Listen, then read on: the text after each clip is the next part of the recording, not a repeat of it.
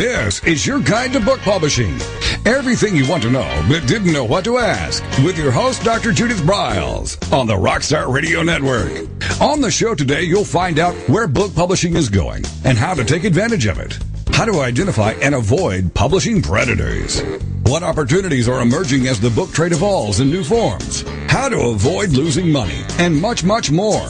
Join us now as a variety of publishing pros will deliver insights and strategies to take the author to the next level of publishing. It's your guide to book publishing. Everything you want to know but didn't know what to ask. Brought to you by Author You and the Book Shepherd on the Rockstar Radio Network.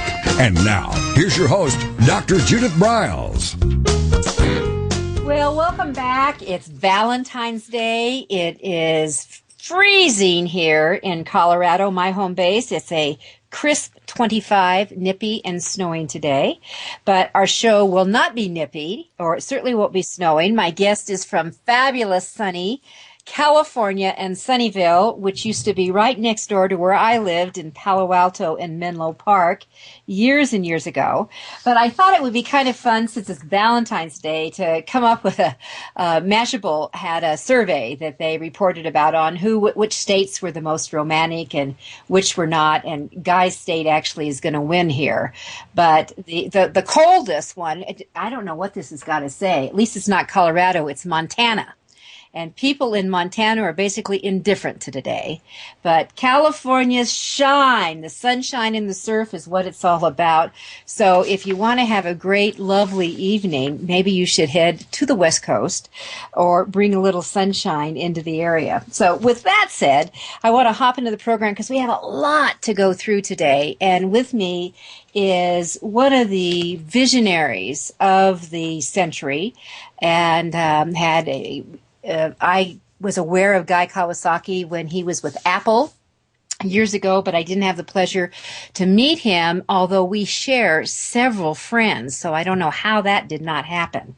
And Guy has got an amazing resume, to be very, very short with it, that he is the author. His most recent book is Ape.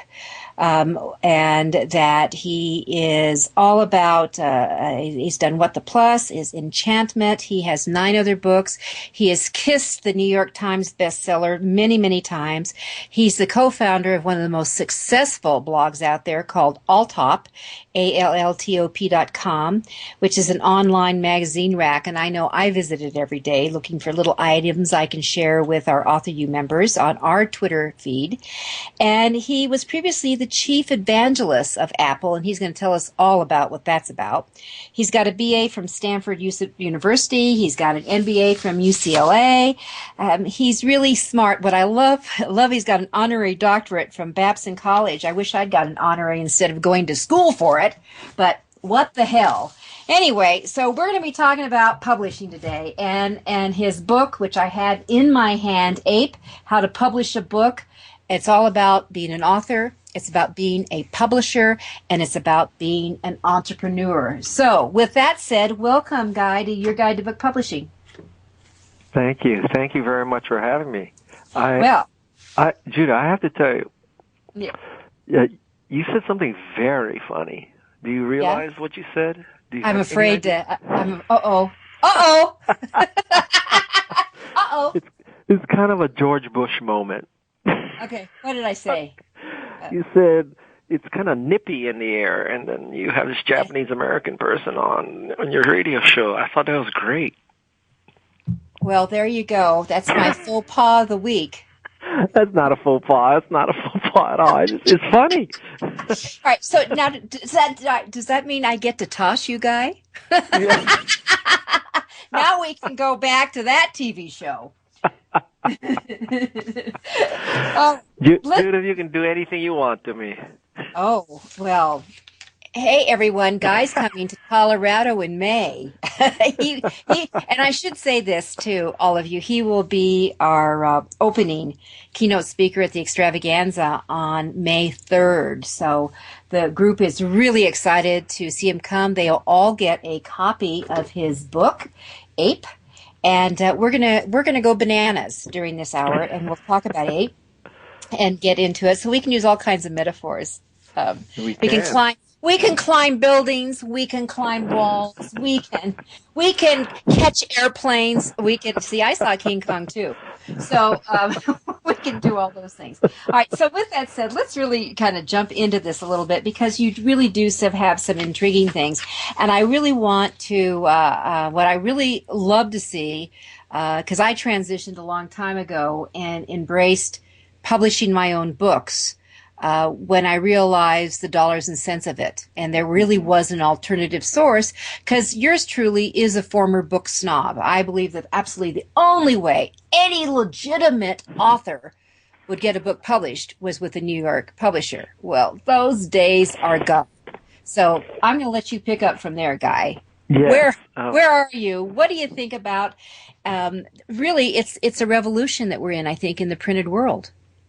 Absolutely. We started in a world where if you were the Pope, you had scribes, or if you were, a count or a king, or an emperor, you had scribes.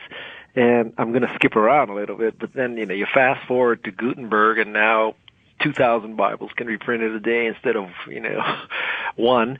And then you fast forward again to desktop publishing with Apple, Adobe, PageMaker, LaserWriter, and Macintosh. And now anybody can publish a book or a newsletter.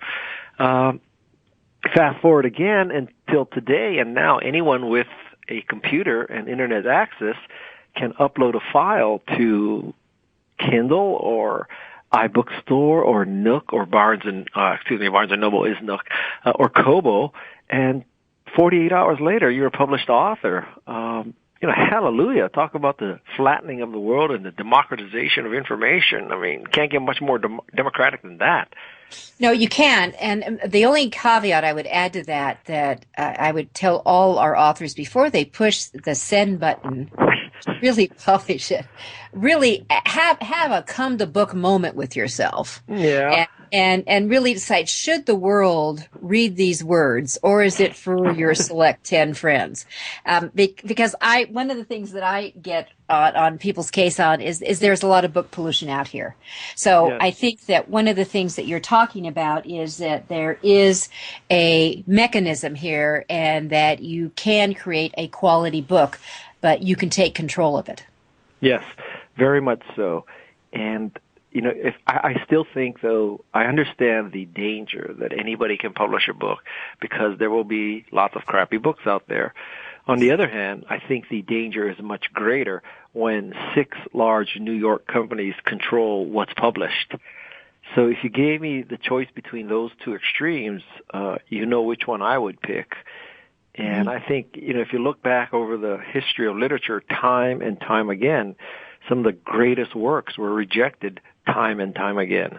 And so imagine if some of those authors had not stuck with it, or some of those authors hadn't self-published, the world would not be as good a place. No question. Yeah, and I do believe that. And you're right. Some of the really great books were rejected, not once, not twice, but multiple times. And, yes. And I have to share with the audience, when I was reading through Guy's book, I finally tossed a lot of my reject letters, but he actually printed one from someone that rejected me by the name of Harriet Rubin. And she was with Doubleday at that time. And she had written me this letter that there was no way anyone would pay any attention. There was no way you could get media attention. There was no way, blah, blah, blah.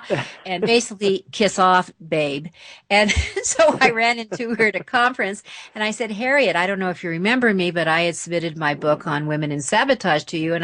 And you might like to know that it was covered in the Wall Street Journal and had a 4-page spread in People magazine. And it did make the National Enquirer, and it has been on CNN, and Oprah kind of loved it. And I loved doing that. There's an old saying that if you stand by the side of the river long enough, your enemy will come floating by. And having worked at Microsoft, oh my God. Is this your George Bush moment? Yeah, that definitely. I feel like I just threw up on the emperor. Having worked at Apple, there were times where Michael Dell said a few harsh things to Apple, and so lots of people, lots of so-called experts were telling us at Apple that we should either buy Compaq or become Compaq. And to think that, where is Compaq today? So I wish I could say, if you're an author, that the fact that you are rejected by a traditional publisher means that you will be successful. It's not that simple either. But the fact that you have been rejected by a traditional publisher does not mean you will fail for sure either. No, and the reality is, I don't know if you've seen some of the interesting writings in publishing, but the CEO of Barrett Kohler wrote that the average book out of New York, for the people who listen to our show, the Joe and Josephine that are in the neighborhood, is 250 frickin' books in a year. 200 that would break my heart. For clients, it breaks my heart. 3,000 lifetime. What's 250? 250 books sold. That's what New York is selling with the average author now. Can't be. You're saying the Big Six, the Random House, the whatever, the portfolio. Yep. If you took all their books, new books every year, the average number is 250 copies? Of the no, you have to. If you're really going to average, you're going to bring in the big block sellers that they bring in. Still in the millions. But I'm talking about just what they do is they do bring on authors, and they do what I call Velcro publishing, and they throw them up on the wall to see if they'll stick before they land on their butt, realizing that no one's going to take care of them. And then so they tweak along, and that the bookstores are not holding on to inventory the way they used to. If it doesn't move in a few weeks, it's out of here. And so unless an author really gets some moxie, which we're going to get into, some moxie and understand marketing and what they can do, the book is going to be dead. So they need to realize you've got to take control of it. And I view most publishing today via the Big Six, which is really quickly going to become the Big Four, is going to be basically their printing operations that do have some editorial and they have some cover design, and they'll lay the book out. But that's it. That's kind of pathetic. I mean, and so the equation or the split of revenue is kind of backwards, because the author. So let me get this straight. Hold on, we're going to come back, guys. We're going to come back. I wasn't paying attention to we were at our tunes. I'm Judith Briles. With me is Guy Kawasaki. You're listening to your guide to book publishing.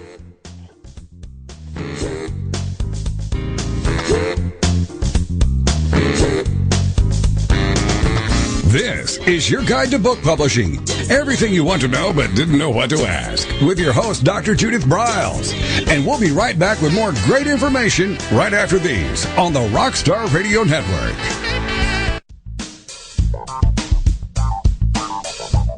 Is there a book in you or another? Author U will show you how to create, develop, and publish your book without being hoodwinked. If you already have a book out, you'll find a supportive and brainstorming community that's connected and creative no matter where you live. Author U brings in national experts for its book camps and annual author extravaganza held each May. It has regular meetings and delivers webinars for its members on timely topics. Through Author U's extensive network, members enjoy exclusive benefits, including significant discounts for a variety of services necessary to publishing. The Resource, its online book publishing news magazine, is content-heavy and it's free. If you want to create a book that has pizzazz, punch, and panache, Author U is for you.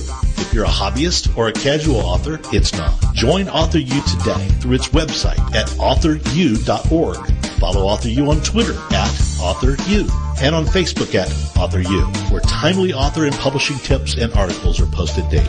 Author U, where the author goes to become seriously successful.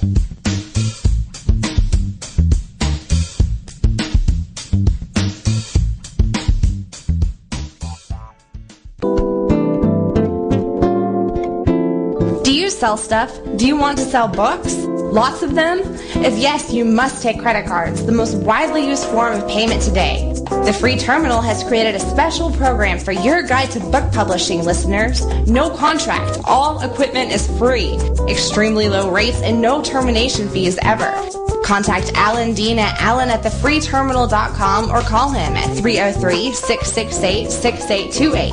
The Free Terminal has handled all credit card transactions for both author you and Judith for over a year. Don't wait another day. Contact Alan at thefreeterminal.com or call 303-668-6828 and tell him you want the no contract author you deal. Every picture tells a story. And it's a truism that people do judge a book by its cover. Nick Sellinger and NZ Graphics have been in the business of producing superior graphic cover design and interior layout for self-published authors, independent and traditional publishers for years. He has developed a reputation for excellent work, fast turnarounds, and best of all, affordable pricing. NZ Graphics also produces ebooks and book marketing materials such as posters, sell sheets, postcards, bookmarks, business cards, logos, and more. Books designed for his clients have won multiple book awards, including Best Book Award by U.S. Book News, multiple Evie Awards from the Colorado Independent Publishers Association, Indie Book Awards, the San Francisco Book Festival Award, and Freedom Medal Award from Valley Forge. Visit www.nzgraphics.com or call 303-985-4174 for more details about making your book the success it should be. Mention that you are an FOJ, friend of Judith's, and that you heard about NZ Graphics on your guide to book publishing.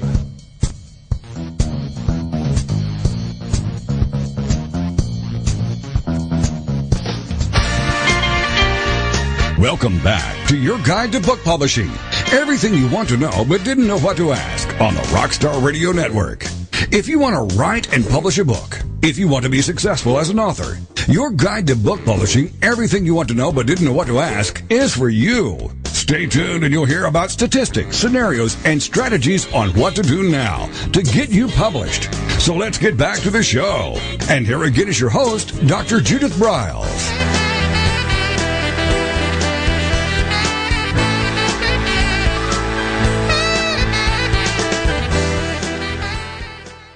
All righty, we're back, and I was telling Guy off the air that we're having too much fun, and I'm not paying attention. So to get back on track here, and I did open the door about the revolution, and is a revolution that's going on, and I have often said, maybe this is my old book snobbery coming out, because when I think of self-publish, I do think of the vanity press. I do think of the pay-to-publish crowd in that, and I think of independent publishing, which is where I'm trying to get people to go. So I'm going to turn this into a business. I'm going to understand the dollars and cents of it and go forward because I want my book to be successful. So I move them more into a small press arena versus the real self-published that as you know, can be anything. I call it artisanal publishing, though. Oh yeah, I like that. Okay. I'll go with it. All right, so we're gonna have to now retrain everybody. Well, I'll tell you why. What scares me about calling it indie is that it implies that you have to create a publishing entity. You have to incorporate a company. You have to, build this company. It could be a small company, but it implies that there's a publishing entity.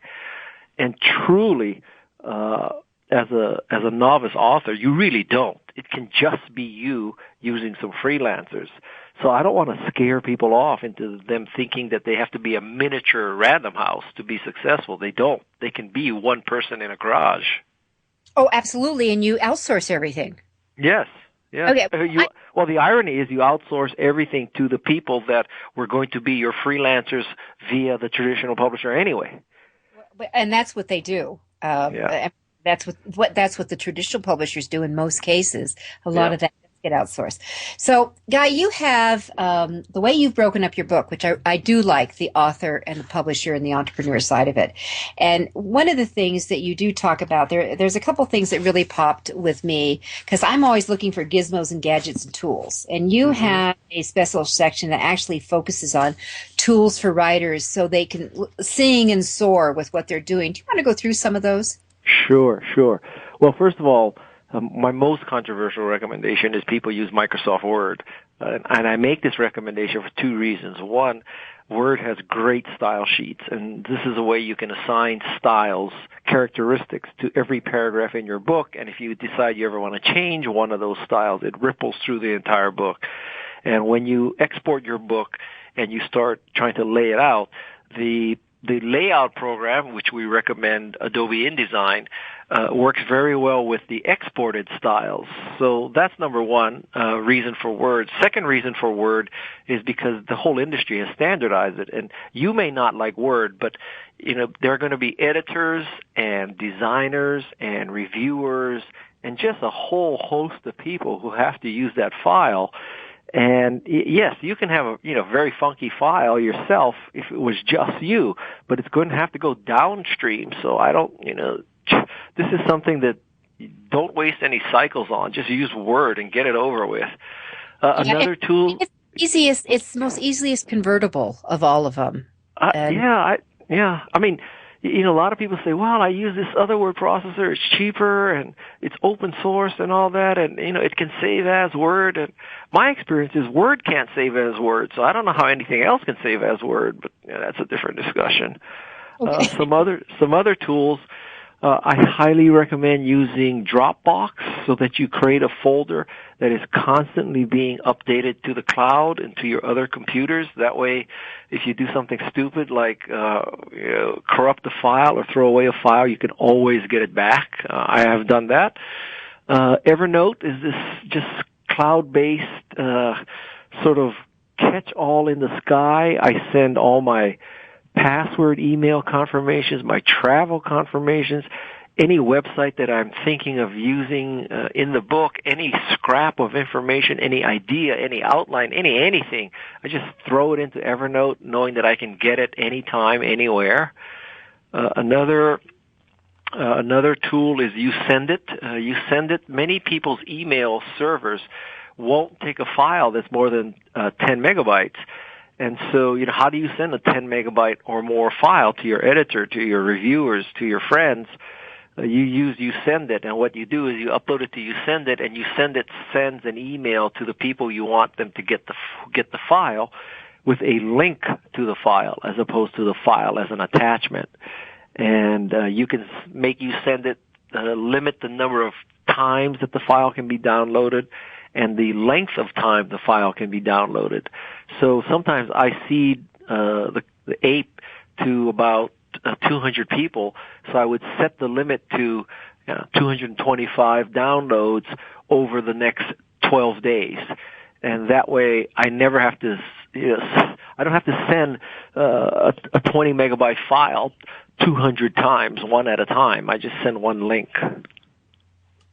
And which makes sense. I mean, we use YouSendIt all the time. All right, you have a writing one that you recommend that I've recommended. I actually put it in this month's resource for Author U, which is the Scrivener which is the writer's studio. I think you refer to it, if I recall correctly. Yes, I discuss it and I explain it.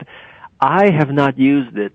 I think it's for someone who has a very organized mind, and I don't. I mean, I do and I don't. But it is, for me, Word in outline format is good enough.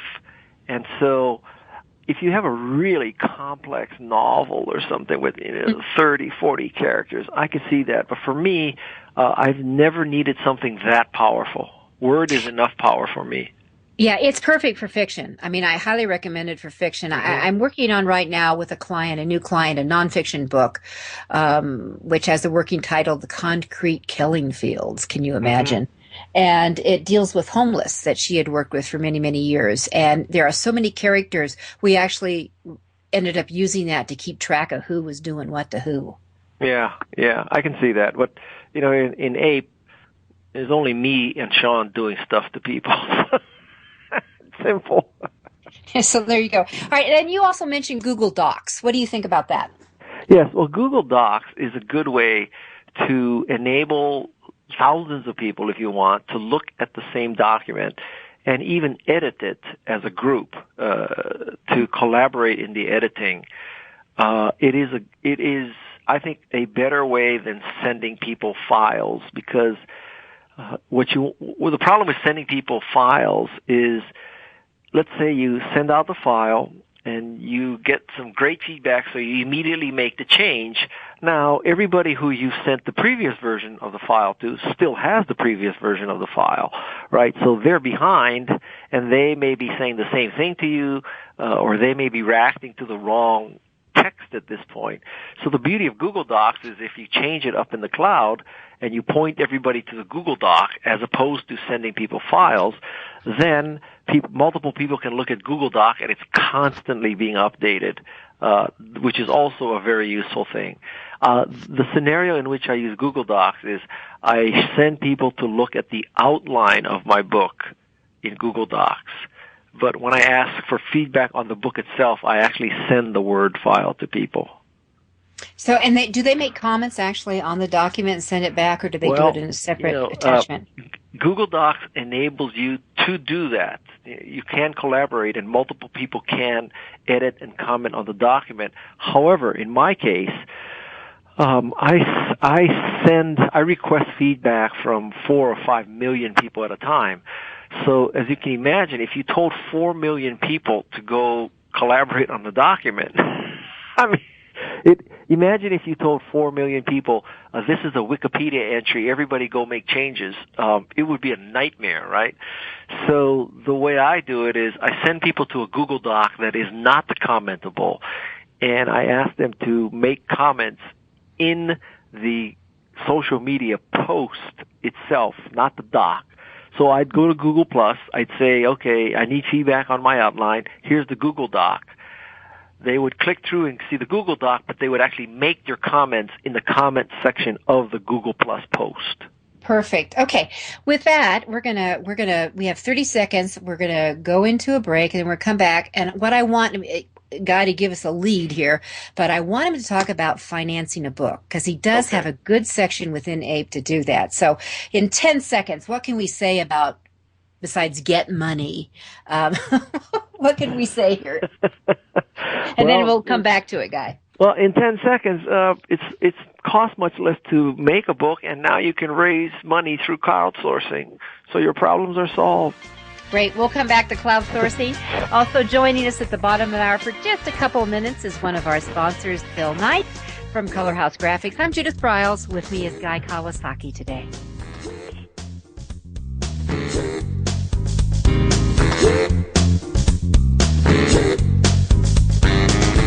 This is your guide to book publishing. Everything you want to know but didn't know what to ask. With your host, Dr. Judith Briles. And we'll be right back with more great information right after these on the Rockstar Radio Network. Since 1987, Color House Graphics has set the standard for quality book production. Whether you decide to print a small quantity of books or need a large print run, depend on Color House to help you. You'll receive professional help and advice the moment you reach one of our representatives. If you mention hearing about us on your guide to book publishing with Judith Briles, we will provide you with discount on the first order you place. To speak with a project manager, call us toll-free at 800-454-1916 or visit us at www.colorhousegraphics.com.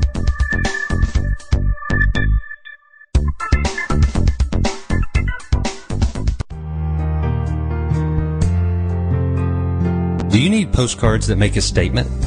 How about business cards, flyers, brochures, or NCR forms? Tuvets is the solution for all your printing needs. Providing services specially designed for authors, we deliver exceptional quality colored printing. Most important of all, we specialize in reducing your printing costs.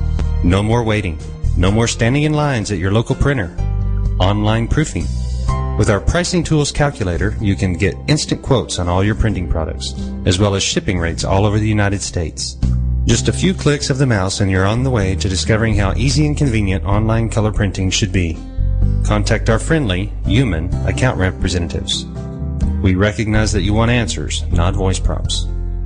Visit our website at www.tu-vets.com or call 1-800 894-8977.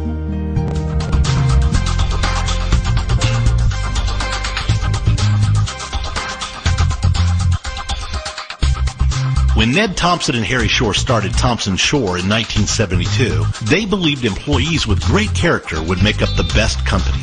They were right. They hired people who were not only experts in bookmaking, but who were obsessed with quality and delivering exceptional customer service. Almost 40 years later, Thompson Shore remains a 100% employee-owned company. Ned and Harry knew that successful customer projects are a direct result of empowered employees. We specialize in all books for large and small publishers, creating beautiful and well-made books. We're dedicated to pleasing our customers by making the experience a good one from start to finish. The personal touch we have with our customers allows us to be innovative in solving their most difficult challenges. Our platform also ensures that we can remain flexible to meet our customers' unique needs and expectations. Our marketing kit can create buzz for your title, enhancing the promotion of your book during infancy. When you need to test the market to gauge your future sales, we can provide digitally printed books that will transition seamlessly into a larger offset run. From ebook to hard copy to delivery, our skillful customer service teams are at the ready to answer your most pressing question. At Thompson Shore, we know that making the highest quality books requires more than just best technologies. It requires superior customer service, professionalism to the trade, and commitment to environmental and social values. With these standards of excellence in place, you can be sure that we will always help you put your best book forward.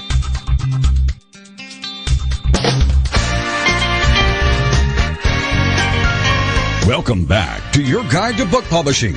Everything you want to know but didn't know what to ask on the Rockstar Radio Network.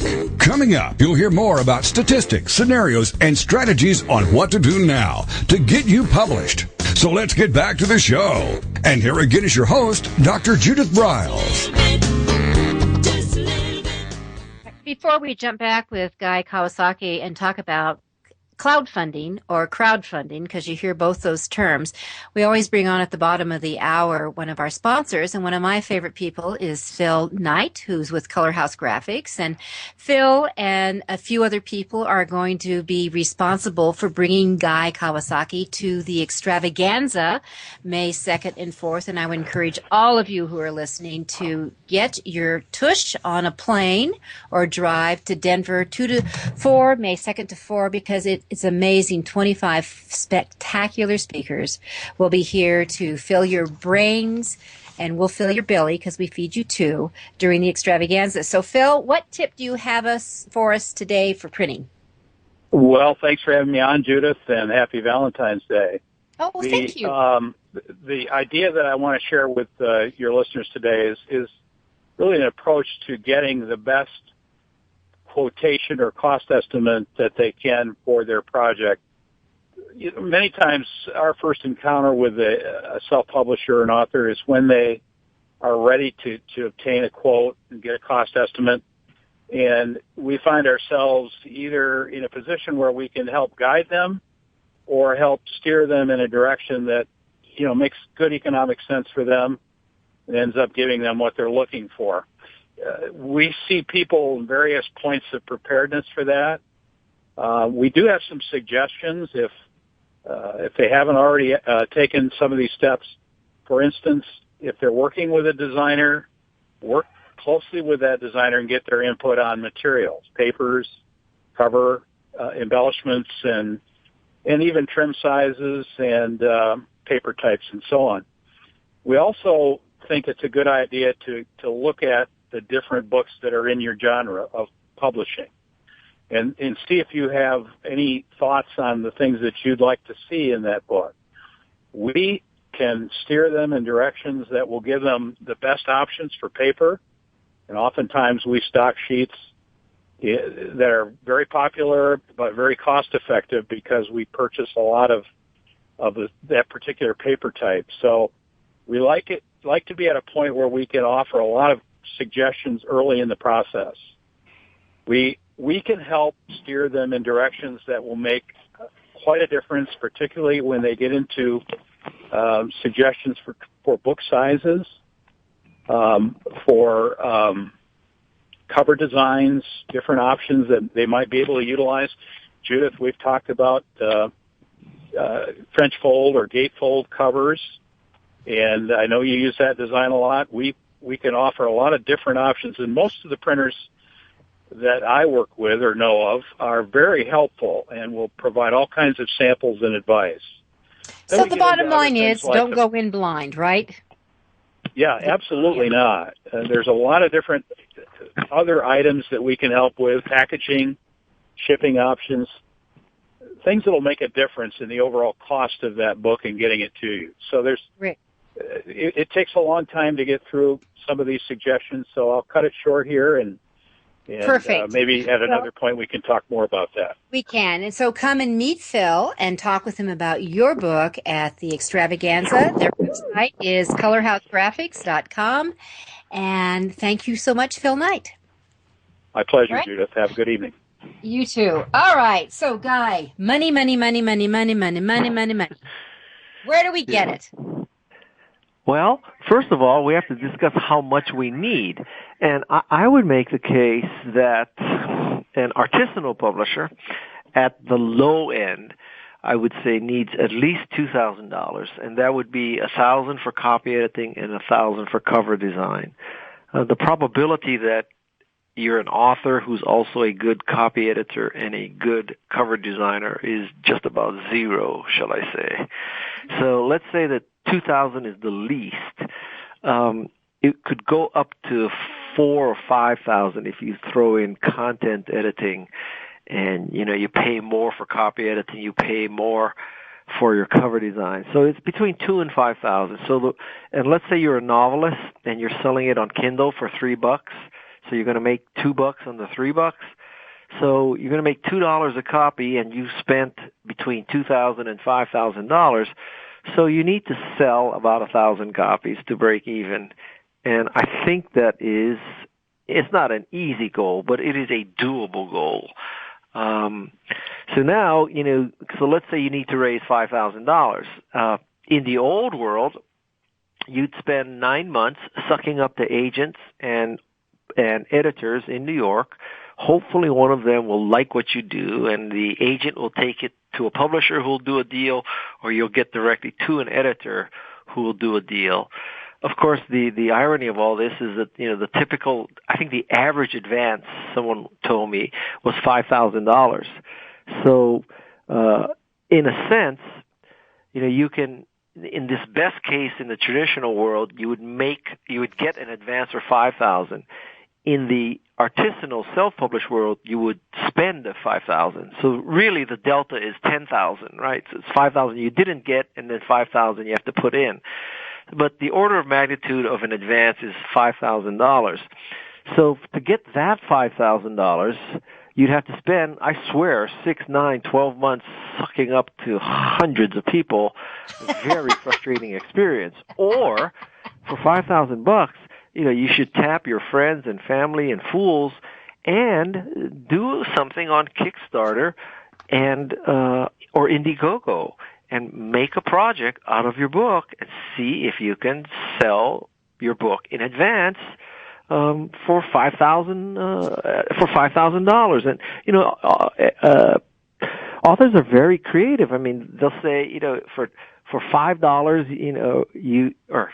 for $2 you'd get first look at the book. One of the first people to get the book. For $5, you'd get your name in the acknowledgments. And I'm making this up in real time, but let's say for $500, I'll name a character after you in the book, and for $1,000, I'll name a good character in the book after you.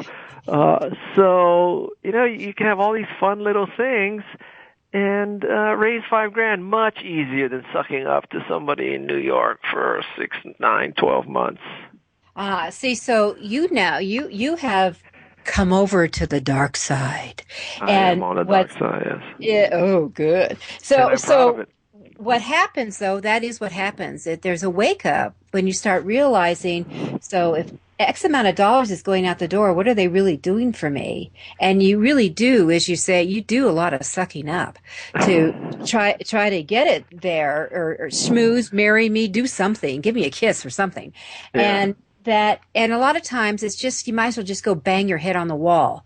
that if you really kind of dig down and start learning a little bit about this and put it out. And what I would recommend is, as I'm really more familiar with Kickstarter since I work with a couple clients on those projects, is they have excellent tutorials. I'm going to assume that Indiegogo has the same thing, and that they have good tutorials. Take a look at them. Go and look at some of the projects that have been funded.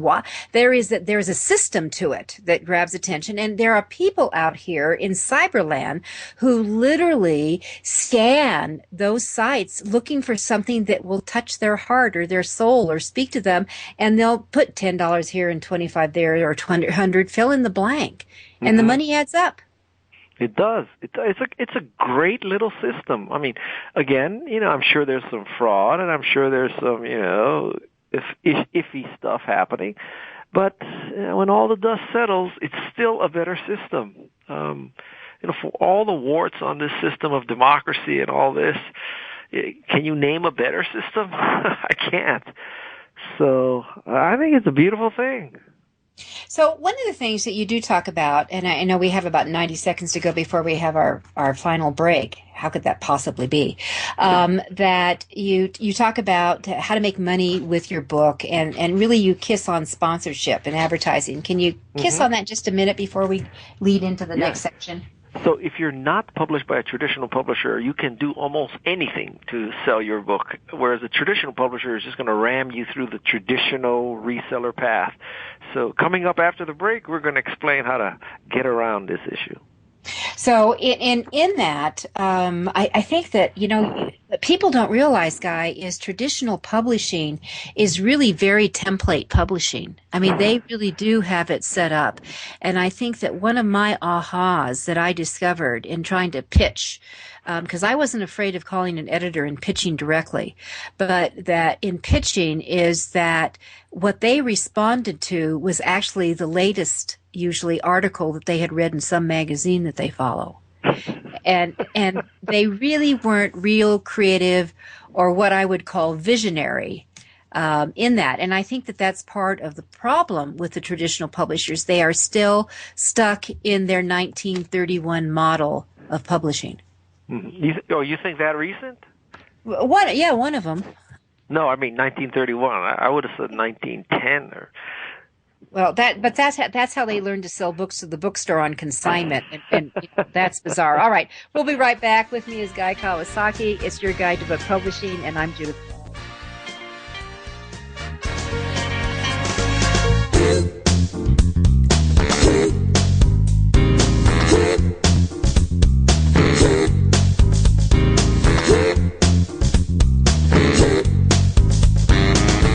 This is your guide to book publishing. Everything you want to know but didn't know what to ask. With your host, Dr. Judith Briles. And we'll be right back with more great information right after these on the Rockstar Radio Network. Do you sell stuff? Do you want to sell books? Lots of them?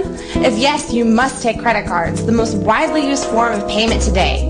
The free terminal has created a special program for your guide to book publishing listeners. No contract, all equipment is free, extremely low rates, and no termination fees ever.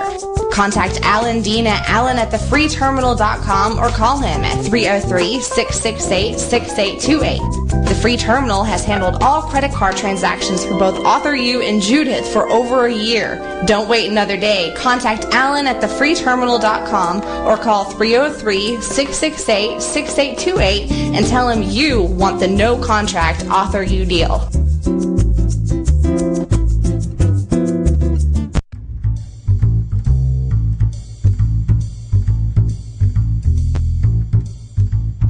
The book shepherding concept is simple. The publishing world is changing, and so must you. You need an experienced shepherd and a guide to partner with you as you create, strategize, develop, publish, and achieve your publishing goals. You can't do it alone without paying the price. You can spend your money creating a book that turns out to be so-so, or you can create a book that looks and feels classy, builds your brand, and is a financial success, a bestseller. It's your choice. You choose. You need the book shepherd. Publishing is riddled with obstacles, sometimes nightmares for the author. You don't need problems, you want solutions. Dr. Judith Briles will shepherd you through the maze and the chaos. At times, she's had to step in and rescue a book that has been sabotaged by a publisher or by a publishing service provider or sometimes even the author themselves. Judith Briles is the book shepherd if you want to create a book with no regrets. Give her a call today, 303-885-2207. That's 303-885-2207, or email her at judith@briles.com. By the way, Briles is spelled B-R-I-L-E-S. Follow Judith on Twitter at My Book Shepherd and on Facebook at The Book Shepherd.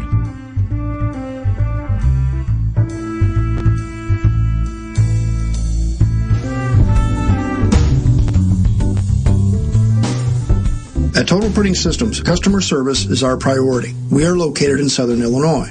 Our employees have an average of 18 years experience and know that customer relationships are important to our continued success. We have been a short-run book printer for nearly 40 years and always stay at the forefront of technology. Our niche is from 1 to 5,000 copies. Today, we offer digital, black and white, and 4-color high-speed inkjet printing, a cost-effective way to introduce color into your short-run titles. We, of course, offer traditional offset printing as well. Bindery is done in-house, from adhesive case binding to PUR perfect binding to mechanical binding of all types, including side sewing. We provide warehousing, kitting, distribution, inventory management, a new print-on-demand facility, streaming browser-based ebooks, and bookstore. Call us at 1-800-465-5200 for a quote on your next book project. You can also visit our website at www.tps1.com. Welcome back to your guide to book publishing. Everything you want to know but didn't know what to ask on the Rockstar Radio Network.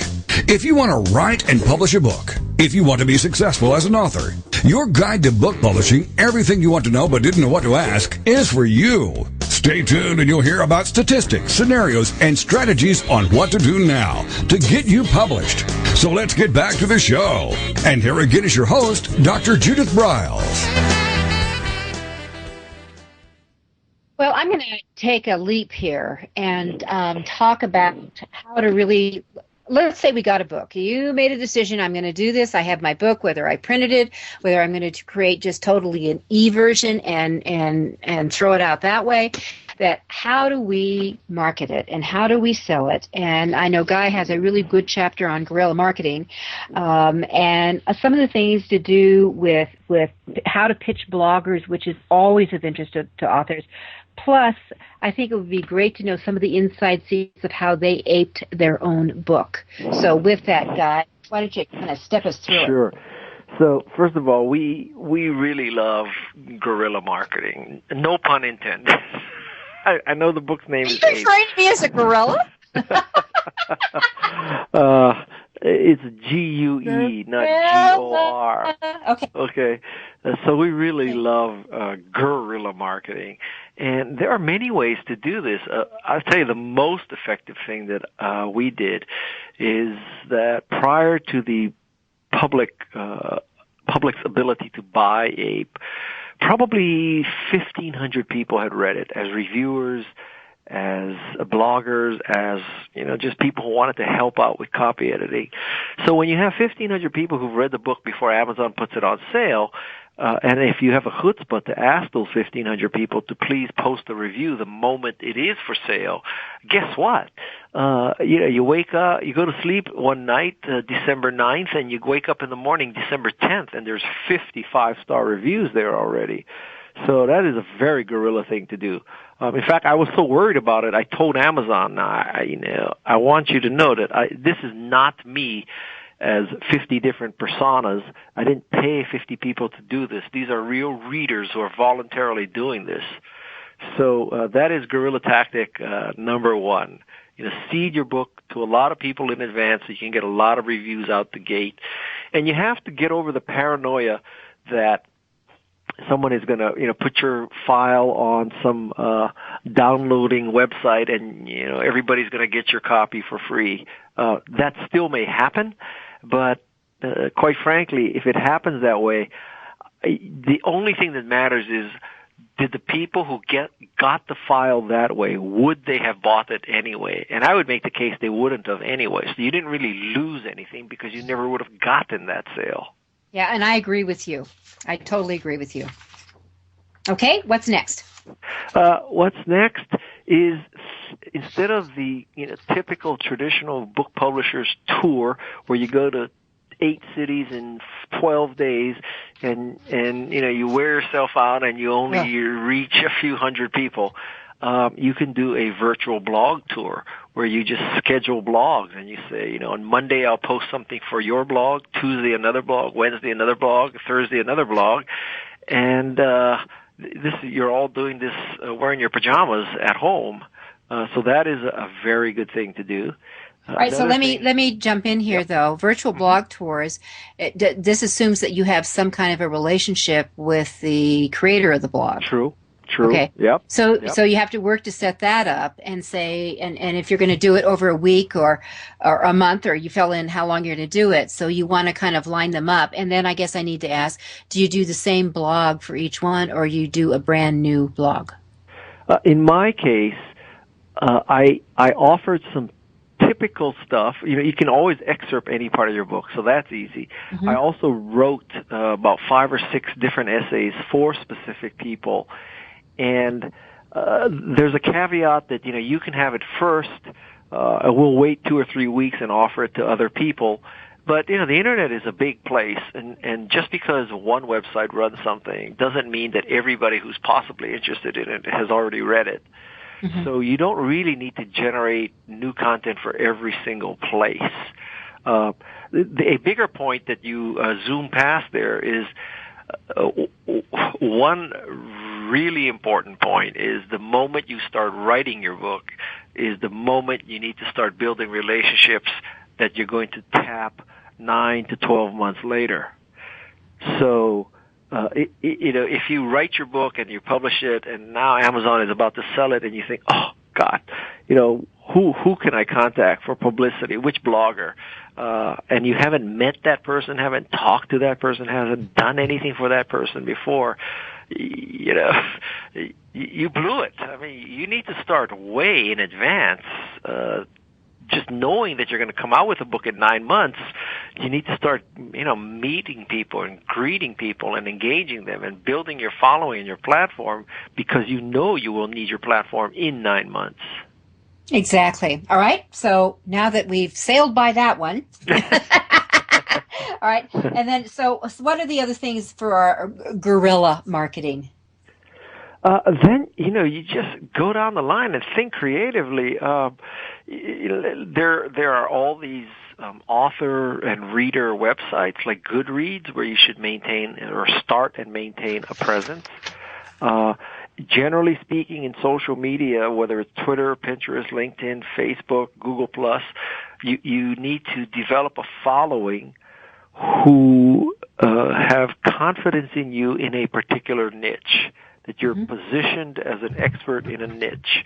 And if you are a mystery and thriller writer, what I would do is I would be constantly posting links to forensic science and, crimes and those kind of things, new kinds of DNA analysis, new method of fingerprinting, new kinds of weapons, new, whatever it is, so that when you come out with your science fiction book, you come out with your mystery or thriller, people are used to attributing quality links and curation to you. So the natural thing is, well, I've been following this person for 6 months. He pointed me to that photo essay of Ray Bradbury pictures that have never been seen before.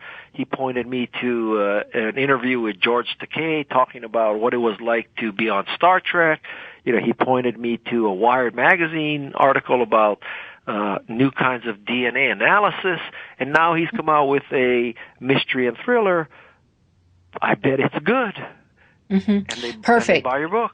Yeah. I have to tell you, I loved the line years ago when I lived in the Bay Area where you're located in Northern California.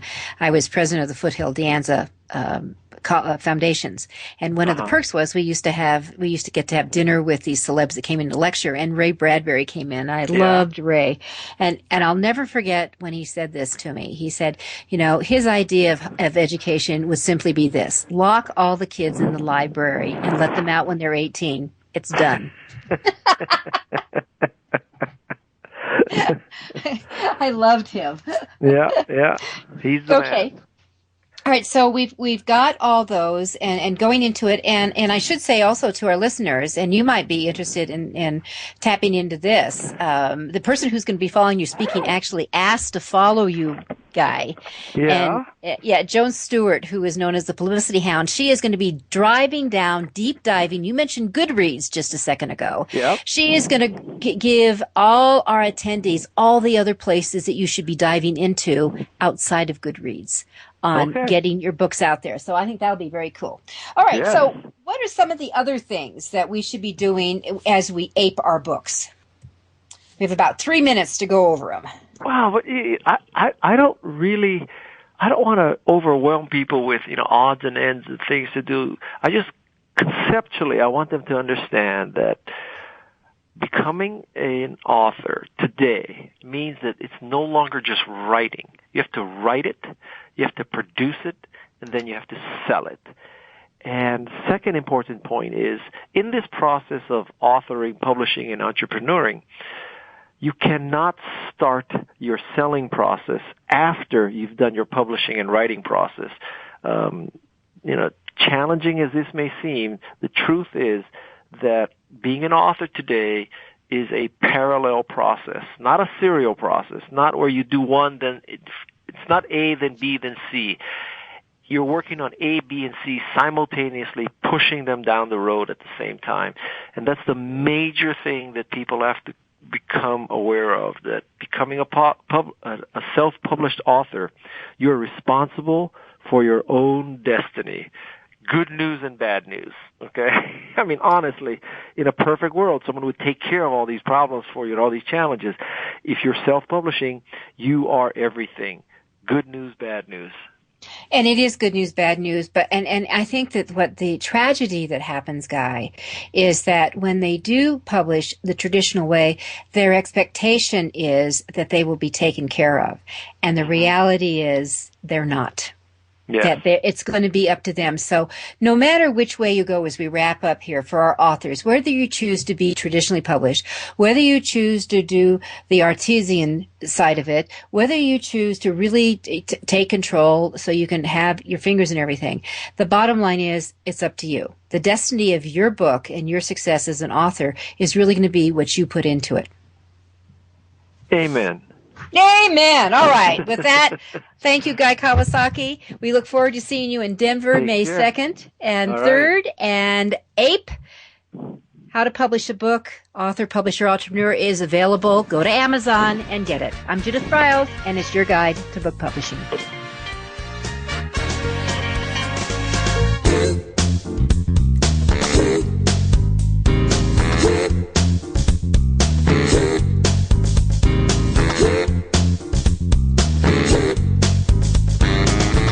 Thank you for being a part of Your Guide to Book Publishing. Everything you want to know but didn't know what to ask. With your host, Dr. Judith Briles.